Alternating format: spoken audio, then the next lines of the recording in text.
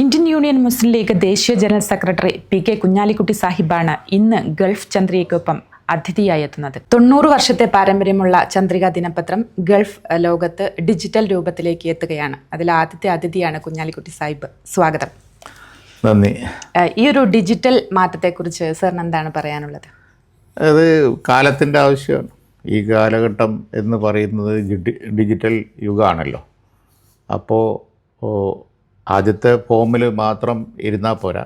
ഇപ്പോഴത്തെ അവസ്ഥക്കനുസരിച്ച്, കാലഘട്ടത്തിനനുസരിച്ച് നമ്മൾ മാറണം. അതുകൊണ്ട് തീർച്ചയായും വേണ്ടത് തന്നെയാണ്. ഇത്രയും വലിയ പാരമ്പര്യവും ഇത്രയും വലിയ അനുഭവ സമ്പത്തും ഉള്ള ഒരു പത്രം ഡിജിറ്റൽ മോഡിലേക്ക് മാറുമ്പോൾ അതിൻ്റേതായ ഒരു ശക്തി ഉണ്ടാവും. തീർച്ചയായിട്ടും വിജയിക്കും. ജൂൺ 4 ദേശീയ രാഷ്ട്രീയത്തിൽ തന്നെ വിധി എഴുതുന്ന ഒരു സമയമാണ്. എന്താണ് ഈ ഒരു ഇന്ത്യ സഖ്യത്തിൻ്റെ സാധ്യത എന്ന് പറയുന്നത്? ഇന്ത്യ സഖ്യത്തിന് നല്ല സാധ്യത ഉണ്ട് എന്നാണ് തെരഞ്ഞെടുപ്പ് രംഗം നിരീക്ഷിക്കുന്ന ആർക്കും തന്നെ ഇപ്പോൾ ബോധ്യമാവുക. കാരണം എന്താണെന്ന് വെച്ച് കഴിഞ്ഞാൽ, ഇപ്പോൾ ഏറ്റവും വലിയ സംസ്ഥാനമായ യു-പിയിൽ, അതുപോലെ മഹാരാഷ്ട്രയിൽ, ബീഹാറിൽ ഒക്കെ ഒരു ആൻറ്റി BJP വേവ് രൂപപ്പെട്ടിട്ടുണ്ട്. ആദ്യമൊക്കെ BJP ധരിച്ചിരുന്നത് ക്ഷേത്ര ഇഷ്യൂവും അതുപോലെ തന്നെ മറ്റു കുറേ കമ്മ്യൂണൽ ഇഷ്യൂ ഒക്കെ കൊണ്ടുവന്ന് ഈസി ആയിട്ട് അങ്ങോട്ട് കടന്നു പോകാമെന്നാണ്.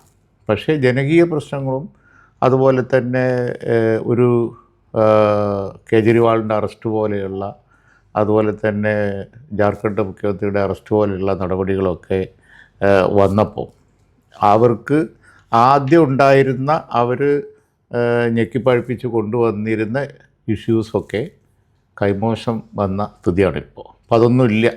ജനങ്ങളുടെ മുമ്പിൽ ജനകീയ പ്രശ്നങ്ങളും അതാണ് ശ്രീ രാഹുൽ ഗാന്ധിയും അതുപോലെ തന്നെ അഖിലേഷ് യാദവും ബാക്കിയുള്ള ഇന്ത്യ മുന്നണി നേതാക്കളും ഒക്കെ ഉയർത്തിപ്പിടിക്കുന്നത്. അപ്പോൾ അതിന് പ്രാമുഖ്യം വന്നു. ഓരോ സംസ്ഥാനത്തു നിന്നും വരുന്ന റിപ്പോർട്ടുകൾ അവിടെയൊക്കെ ഒരു ആൻറ്റി BJP വേവ് രൂപപ്പെട്ട് വന്നിട്ടുണ്ട്. അതുകൊണ്ട് ഈ തെരഞ്ഞെടുപ്പ് കരുതിയ പോലെയല്ല, ഇന്ത്യ സഖ്യം അധികാരത്തിൽ വരും എന്നുള്ള നിലയിലാണ് ഇപ്പോൾ ഏറ്റവും ഒടുക്കമായി പറയപ്പെടുന്നത്. ഈ തെരഞ്ഞെടുപ്പ് അവസാന ഘട്ടത്തിലേക്കൊക്കെ എത്തി നിൽക്കുമ്പോൾ പൂർണ്ണമായും വർഗീയ രീതിയിലുള്ള പ്രചരണങ്ങളൊക്കെയാണ് BJPയുടെ ഭാഗത്തു നിന്നുണ്ടാകുന്നത്. അതൊരു പരാജയ ഭീതിയിൽ നിന്നുണ്ടാകുന്നതോ? എങ്ങനെയാണ് അത് വിലയിരുത്തുന്നത്? അല്ല, അത് ആണല്ലോ ഒരു വിഭ്രാന്തി പിടിച്ച അവസ്ഥയിൽ മനുഷ്യൻ പറയുന്നതാണ് ഇപ്പോൾ അവർ പറഞ്ഞുകൊണ്ടിരിക്കുന്നത്. കാരണം സാധാരണഗതിയിൽ ഒരു മതേതര രാജ്യത്ത് ആരും തന്നെ പറയാൻ മടിക്കുന്ന നല്ല കട്ട വർഗീയത പറഞ്ഞുകൊണ്ടിരിക്കുകയാണ്. അത് ജനങ്ങൾ അപ്രീഷിയേറ്റ് ചെയ്യുന്നില്ല. ജനങ്ങൾക്ക് തന്നെ ഇത് ഒരുതരം അറപ്പും വെറുപ്പും ഉണ്ടാക്കുന്ന തരത്തിൽപ്പെട്ടതാണ് എന്ന് മനസ്സിലാക്കാനുള്ള ഒരു സാമാന്യ ബുദ്ധി പോലും കൈമോശം വന്ന പോലെയാണ് അവർ സംസാരിച്ചു കൊണ്ടിരുന്നത്. പിന്നെയും പറയും. ഇടയ്ക്ക് ഞങ്ങളങ്ങനൊന്നും പറയുന്നില്ല എന്ന് പറയും, പിറ്റേന്ന് പിന്നെയും പറയും. അപ്പോൾ പറയല്ലാതെ നിർവാഹമില്ല. എന്തെങ്കിലും ഒരു രക്ഷ ഇനി കിട്ടണം എന്നുണ്ടെങ്കിൽ വർഗീയത ഇളക്കി വിടുക നിർവാഹമുള്ളൂ എന്ന ഒരു വിഭ്രാന്തിയിൽ അവരെത്തിപ്പെട്ടതുപോലെയാണ് ഇതിനെക്കുറിച്ച് എല്ലാവരും നിരീക്ഷിച്ചിരിക്കുന്നത്. അതുകൊണ്ട് അതിനൊരു ഒരു തെളിവാണ്. തോൽവി വയക്കുന്നുണ്ട്, അവർക്കൊരു തോൽവി മണക്കുന്നുണ്ട് എന്നുള്ളതിൻ്റെ ഏറ്റവും വലിയ തെളിവായിട്ടാണ് അത് പറയപ്പെടുന്നത്. തീർച്ചയായിട്ടും. ഒരു പക്ഷേ BJP വീണ്ടും രാജ്യത്ത് വന്നു കഴിഞ്ഞാൽ അത് രാജ്യത്തിൻ്റെ സാമൂഹിക രാഷ്ട്രീയ അവസ്ഥയെ എങ്ങനെ ബാധിക്കും? അല്ല, അതൊരു വലിയ ഡിസാസ്റ്റർ ആയിരിക്കും. കാരണം എന്താണെന്ന് വെച്ച് കഴിഞ്ഞാൽ, ഇപ്പം തന്നെ ഇന്ത്യൻ ജനാധിപത്യം കാണാത്ത തരത്തിൽപ്പെട്ട പല നടപടികളും കണ്ടുകൊണ്ടിരിക്കുകയാണ്. മുഖ്യമന്ത്രിമാരെ പിടിച്ച് ജയിലിലാക്കുന്നു. അതുപോലെ തന്നെ യാതൊരു ചോദ്യം ചെയ്യലും അവർ സഹിക്കുന്നില്ല. പിന്നെ രാജ്യത്ത് ജനങ്ങളെ വിഭജിക്കുന്നു. ബ്രിട്ടീഷുകാരാണ് മുമ്പ് അങ്ങനെ ചെയ്തിരുന്നത്. അപ്പോൾ ഭരിക്കുന്ന കക്ഷി ചെയ്യുക. അപ്പോൾ അങ്ങനത്തെ ഒരു ശക്തി വീണ്ടും അധികാരത്തിൽ വന്നാൽ അവർക്ക് അഹങ്കാരവും അതുപോലെ തന്നെ അപ്രമാദിത്വമൊക്കെ കൂടും. വല്ലാത്ത ദുരവസ്ഥയായിരിക്കും. അത് സംഭവിക്കില്ല എന്ന് നമുക്ക് കരുതാം. റായ്ബറേലിയിൽ രാഹുൽ ഗാന്ധി വിജയിച്ചാൽ വയനാട്ടിൽ ഉപതെരഞ്ഞെടുപ്പ് ഉണ്ടാകും എന്നുള്ള ഒരു ആരോപണവും വിമർശനമൊക്കെ വരുന്നുണ്ട്. അതിനെ എങ്ങനെയാണ് വിലയിരുത്തുന്നത്? അല്ല, അത് ഇന്ത്യൻ രാഷ്ട്രീയം കാണാത്ത സംഗതിയൊന്നും അല്ലല്ലോ. പ്രധാനമന്ത്രി ശ്രീ നരേന്ദ്രമോദി തന്നെ 2 സീറ്റിൽ മത്സരിച്ച് ജയിക്കുകയും 1 സീറ്റിൽ പിന്നെ തെരഞ്ഞെടുപ്പ് വരികയൊക്കെ ചെയ്തിട്ടില്ലേ? അതുപോലെ ആരെല്ലാം മത്സരിച്ചിരിക്കുന്നു. അതൊരു സാധാരണ സംഭവം മാത്രമാണ്. രാഹുൽ ഗാന്ധി വിജയിക്കുകയും ചെയ്യും. വയനാട്ടിൽ വയനാട് നിലനിർത്താൻ തീരുമാനിക്കുകയോ റായ്ബറേലി നിലനിർത്താൻ തീരുമാനിക്കുകയോ ചെയ്യുന്നതിനനുസരിച്ച് ഏതെങ്കിലും ഒരു മണ്ഡലത്തിൽ ഉപതെരഞ്ഞെടുപ്പ് വരികയും ചെയ്യും. അത് ഇന്ത്യൻ രാഷ്ട്രീയം പലപ്പോഴും കണ്ടുകൊണ്ടിരിക്കുന്ന കാര്യം തന്നെ. അതിലൊരു പുതുമയൊന്നുമില്ല. സ്ഥാനാർത്ഥിയെ തീരുമാനിക്കും, വയനാട് നല്ല ആഘോഷപൂർവ്വം ജയിക്കുകയും ചെയ്യും. അതല്ലാതെ വേറെ ഒന്നും സംഭവിക്കാൻ പാടില്ല. വയനാടാണെങ്കിൽ റായ്ബറേലിയാണെങ്കിൽ റായ്ബറേലിയിലും ജയിക്കും. വയനാട്ടിൽ ഉപതെരഞ്ഞെടുപ്പ് ഉണ്ടായേക്കാം എന്നുള്ള ഒരു വിമർശനം പൊതുവെ CPM-ൻ്റെ ഒക്കെ ഭാഗത്ത്. അതാണ് തോൽവിയുടെ മറ്റൊരു ഉദാഹരണമാണ്. അത് BJPക്ക് ഒരു തോൽവി മണക്കുന്നുണ്ടെന്നുള്ളതിൻ്റെ വേറെ ഇതല്ലേ. റായ്ബറേലിയിൽ ജയിക്കും എന്ന് അവർ തന്നെ പറയാതെ പറയണല്ലോ. റായ്ബറേലിയിൽ രാഹുൽ ഗാന്ധി ജയിക്കും എന്ന് അവർ തന്നെ സമ്മതിക്കുന്നതാണ് ആ ആരോപണം.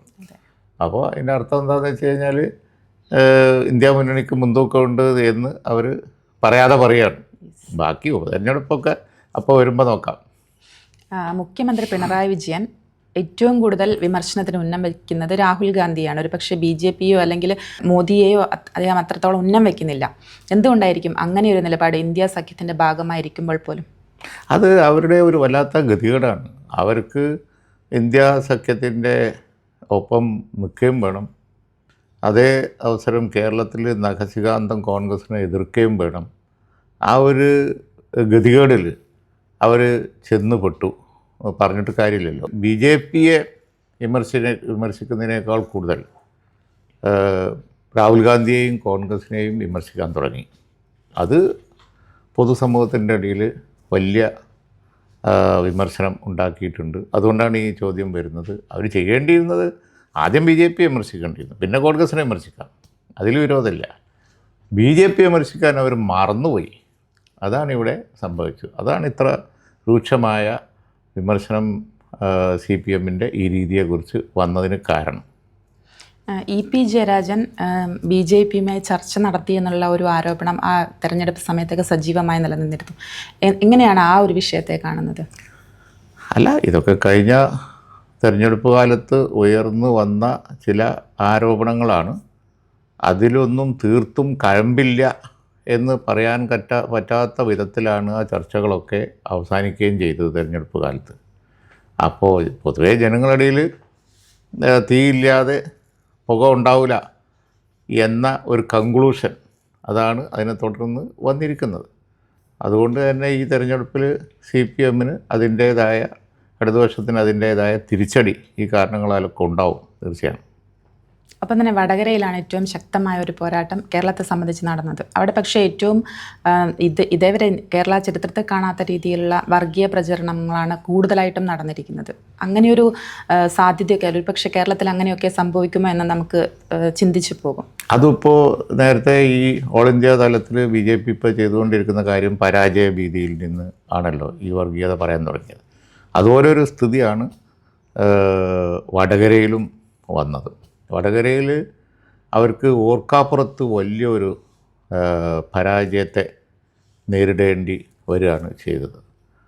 പരാജയം സംഭവിക്കും എന്നുള്ള തോന്നൽ അവർക്കുണ്ടായപ്പോൾ അവിടെയും വർഗീയ പ്രചരണം പുറത്തെടുത്തു. പലതരം വർഗീയ പ്രചരണങ്ങളാണ്. ഏറ്റവും അവസാനമായി സ്ഥാനാർത്ഥിയെ വർഗീയത പറഞ്ഞ് UDF സ്ഥാനാർത്ഥി അല്ലെങ്കിൽ UDF സ്ഥാനാർത്ഥിൻ്റെ ആളുകൾ അപഹസിച്ചു എന്നുള്ള നിലക്കുള്ള ഒരു പ്രചരണം നടത്തി. അത് കളവായിരുന്നു എന്നുള്ളത് ഇപ്പോൾ ഏതാണ്ട് തെളിഞ്ഞു കഴിഞ്ഞു. അങ്ങനെ ഇപ്പോൾ ഒരു ലീഗ് പ്രവർത്തകൻ ഒരു വീഡിയോ ഉണ്ടാക്കി പ്രചരിപ്പിച്ചു എന്ന് പറഞ്ഞു. അങ്ങനെയൊന്നുമില്ല. ഞങ്ങൾ ചാലഞ്ച് ചെയ്തു, ഞങ്ങൾ ഈവൻ നിയമ നടപടി സ്വീകരിച്ചു. ഇപ്പോൾ അവർക്ക് അതിന് റിപ്ലൈ ഇല്ല, മറുപടിയില്ല. അപ്പോൾ തോൽവി അഭിമുഖീകരിച്ചപ്പോൾ അതിനെക്കുറിച്ച് ഒരു ഭീതി വന്നപ്പോൾ ആരോ അവരുടെ ഭാഗത്തുനിന്ന് തന്നെ ഉണ്ടാക്കിയ ഒരു സത്യമില്ലാത്ത ഒരു പ്രചരണമായിരുന്നു അത് എന്നുള്ളത് ഇപ്പോൾ ഏതാണ്ട് വ്യക്തമായിരിക്കുകയാണ്. അപ്പോൾ ആരാണ് ആ വീഡിയോ ഉണ്ടാക്കിയതെന്ന് വെച്ചാൽ അവരെ പുറത്തു കൊണ്ടുവരണം എന്നാണ് ഞങ്ങൾ പറയുന്നത്. എന്നാലേ ഇത്തരം കാര്യങ്ങൾ ഇനി ഭാവിയിൽ ആവർത്തിക്കാതിരിക്കുകയുള്ളൂ. അതുപോലെ തന്നെ വടകര പോലുള്ള ഒരു സ്ഥലത്ത് ശാശ്വത സമാധാനം ഉണ്ടാവുകയുള്ളൂ. ഇത്തരം ആളുകളെ സമൂഹം പുറത്തു കൊണ്ടുവരണം. അതുകൊണ്ട് ആരാണ് ഈ വർഗീയ പ്രചരിപ്പിച്ചതെന്നുള്ളത് പുറത്തു കൊണ്ടുവരേണ്ട ചുമതല ഗവൺമെൻറ്റിനാണ്. ഗവൺമെൻറ് അത് ചെയ്യുന്നില്ല, പോലീസും അത് ചെയ്യുന്നില്ല. അതാണ് ഞങ്ങളുടെ വിമർശനം. തീർച്ചയായിട്ടും ഈ CPM-ഉം BJP-യും കേരളത്തിൽ ഒരു അന്തർധാരയുണ്ട്, അല്ലെങ്കിൽ ഇലക്ഷൻ അങ്ങനെ ഒരു സമവായം അവരുണ്ടാക്കിയിട്ടുണ്ട് എന്നുള്ളത് പൊതുവെ ചർച്ച ചെയ്യപ്പെട്ടിട്ടുണ്ട്. അതെങ്ങനെയാണ്? ഇതൊക്കെ കൊണ്ടാണ് ഒന്ന് പിന്നെ LDF നേതാക്കളുടെ ചില പ്രസ്താവനകൾ അതിലേക്കുള്ള ഒരു ചൂണ്ടുപലകയായി ജനങ്ങൾ കണ്ടു. അതേപോലെ തന്നെ ഇത്തരത്തിലുള്ള വിഭാഗീയ വർഗീയ പ്രചരണങ്ങൾ അവരെ ഭാഗത്തു നിന്നാണ് അന്ന് സംശയിക്കുന്ന തരത്തിൽ വന്നു. പിന്നെ അന്തർധാര ഉണ്ട് ഇല്ല എന്ന് നമുക്ക് തീർത്തും പറയാൻ പറ്റില്ല. റിസൾട്ട് വരുമ്പോൾ നമുക്കറിയാം, ഉണ്ടെന്ന് സംശയിക്കപ്പെടുന്നു. അതാണ് കാര്യം. കേരളത്തിൽ ഇസ്ലാമോഫോബിയ വ്യാപകമായിട്ട് വരുന്നുണ്ട്. കഴിഞ്ഞ ദിവസം മമ്മൂട്ടിക്കെതിരെ ഉണ്ടായ സൈബർ ആക്രമണം ഇതിനൊരു ഉദാഹരണമാണ്. എങ്ങനെയാണ് കേരളത്തിൽ ഇങ്ങനെയൊക്കെ? അല്ല, അത് ഈ രാജ്യത്ത് ഇപ്പോൾ ഒരു കൂട്ടർ ഈ വർഗീയ പ്രചരണം നടത്തുമ്പോൾ അതിൻ്റെ ഒരു സ്വാധീനം സമൂഹത്തിൽ മൊത്തത്തിൽ വരും. അതിൽ നിന്ന് വരുന്നതാണ് ഇതൊക്കെ. അതാണ് നമ്മുടെ രാജ്യത്ത് ഇപ്പോൾ നെഹ്റുവിൻ്റെ യുഗം കഴിഞ്ഞു, അതുപോലെ കോൺഗ്രസിൻ്റെ പല ഘട്ടങ്ങൾ കഴിഞ്ഞു. രാജ്യം ഈ കാലം വരെ കണ്ടിട്ടില്ലാത്ത വിധത്തിൽ ഒരു വർഗീയ പ്രചരണത്തിന് മടിയില്ലാത്ത ഒരു സ്ഥിതി ഇപ്പോൾ വന്നിരിക്കുകയാണ്.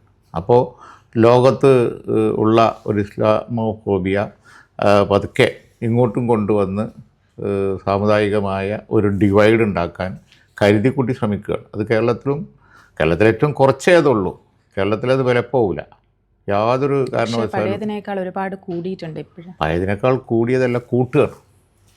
ഒരു കൂട്ടർ കരുതിക്കൂട്ടി അത് ഉണ്ടാക്കുകയാണ്. അതിൻ്റെ ഒരു ഇൻഫ്ലുവൻസ് കുറച്ച് സമൂഹത്തിൽ വരും. നിരപരാധികളായ ആളുകൾ, പിന്നെ ഒരു ശുദ്ധന്മാരായ ആളുകളൊക്കെ ഇതിൽ വീണു പോകും. അങ്ങനെയാണല്ലോ സമൂഹത്തിൽ ഒരു നറേഷൻ വരുമ്പോൾ അതിൻ്റെ കൂടെ പോകും പലരും. അപ്പോൾ അത് വലിയൊരു ദുരന്തമാണ്, നമ്മൾ ഫേസ് ചെയ്യുന്ന ഒരു പ്രോബ്ലമാണ്. ലോകം അത് കാണുന്നുണ്ട്. ഇന്ത്യ അങ്ങനെ ആയിരുന്നില്ല. ഇന്ത്യയിൽ ഇത്രയധികം ഒരു വർഗീയ പ്രചരണങ്ങൾ ഉണ്ടായിരുന്നില്ല. പക്ഷേ അതിൻ്റെ ഒരു മൂർധന്യാവസ്ഥയിലേക്ക് പോവാതിരിക്കാൻ വേണ്ടി നമുക്ക് കൂട്ടായി ശ്രമിക്കാം. പക്ഷേ കേരളത്തിൽ അതിൻ്റെ ഏറ്റവും കുറഞ്ഞ സ്വാധീനം ഉണ്ടാവുള്ളൂ, അത് തീർച്ചയാണ്. ഈ പലസ്തീൻ വിഷയത്തിൽ സാറിന് ഇപ്പം നിലവിലുള്ള ഒരു സാഹചര്യത്തിൽ? അല്ല, പലസ്തീൻ വിഷയം കൂടുതൽ ഒരു മാനുഷിക പ്രശ്നം എന്നുള്ള നിലക്ക് ലോകത്ത് വരിക. ഇത്രയും വലിയ കൂട്ടക്കുരുതി, ഒരു വംശനാശം കരുതിക്കുട്ടി ഉണ്ടാക്കുക. നമ്മളിപ്പോൾ ലോകമഹായുദ്ധങ്ങൾ കണ്ടിട്ടുണ്ട്. ആ സമയത്തൊക്കെ ഉള്ള പല കൂട്ടക്കുരുതികളും നമ്മൾ കണ്ടിട്ടുണ്ട്. ഹിറ്റ്ലറൊക്കെ ജർമ്മനിയിൽ നടത്തിയതുപോലെയൊക്കെയുള്ള. പക്ഷേ ഇപ്പോൾ ആധുനിക ലോകം ഈ നൂറ്റാണ്ട് വേറൊരു വലിയ മനുഷ്യാവകാശ പ്രശ്നം കണ്ടുകൊണ്ടിരിക്കുകയാണ്. ഒരു നാണം കെട്ട ലോകത്തിന് തന്നെ, സിവിലൈസ്ഡ് സൊസൈറ്റിക്ക് തന്നെ ഇപ്പോൾ നമ്മൾ അഭിമാനിക്കുന്നത് അങ്ങനെയാണല്ലോ. നമ്മൾ ഈ ഒന്നാം ലോകമായി രണ്ടാം ലോകം കഴിഞ്ഞ് ഇനി വേറൊരു ലോകത്താണ് നമ്മൾ ഉള്ളതെന്നാണ് ലോകം കരുതുന്നത്. പക്ഷെ അങ്ങനെയല്ല. ഏതറ്റം വരെ പോകാൻ പറ്റിയ ക്രൂരന്മാരിപ്പോഴും ഉണ്ട് എന്ന് തെളിയിക്കുന്നതാണ് നെതന്യാഹുവിൻ്റെയും അതുപോലെ തന്നെ ഇസ്രായേലിൻ്റെയും ഒക്കെ നടപടികൾ. അതിനെതിരായി കൂടുതൽ ലോകരാജ്യങ്ങൾ മുന്നോട്ട് വരുന്നുണ്ട്. മനസ്സാക്ഷി കൂടുതൽ ഉണരുന്നുണ്ട്. അത് ശുഭലക്ഷണമാണ്. ഇപ്പോൾ ഒരുപാട് നിഷ്പക്ഷ രാജ്യങ്ങളൊക്കെ ഇസ്രായേലിനെതിരായിട്ട് വന്നുകൊണ്ടിരിക്കുന്നുണ്ട്. സമകാലിക രാഷ്ട്രീയ വിഷയങ്ങളും മറ്റും ഗൾഫ് ചന്ദ്രികയുമായി പങ്കുവച്ചതിന് വളരെയധികം നന്ദി.